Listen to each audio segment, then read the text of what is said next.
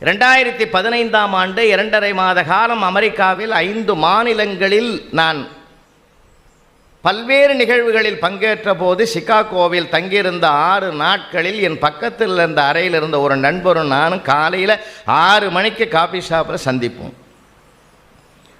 அவருடைய மொழி எனக்கு தெரியாது, என் மொழி அவருக்கு தெரியாது.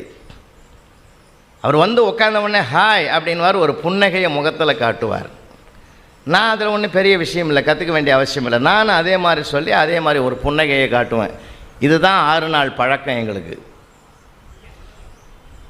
ஏன்னா புன்னகை என்பது தான் ஒரு மானுடத்தையே இணைக்கிற மிகப்பெரிய சொத்து, ஒரு மகத்துவம் அதிலே அடங்கி இருக்கிறது. இப்படி சொல்லுகிறேன், உங்கள் முகத்தில் புன்னகையை முகவரியாக்குங்கள். உலகம் முழுவதிலும் இருந்து நட்பு கடிதங்கள் குவிந்து கொண்டே இருக்கும். இப்போ அந்த புன்னகையை நம்ம முகத்தில் காணாமல் போச்சு.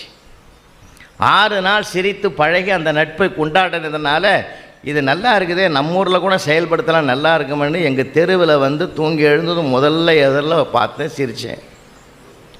அவன் பார்த்து என்னை முதல்ல ஒரு கேள்வி கேட்டான், என்னை பார்த்தா சிரிக்கிற மாதிரி இருக்குதா?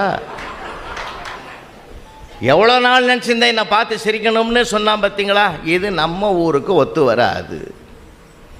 ஏன்னா சிரித்தால் குற்றம், ஏதாவது நியாயத்தை சொன்னால் குற்றம்.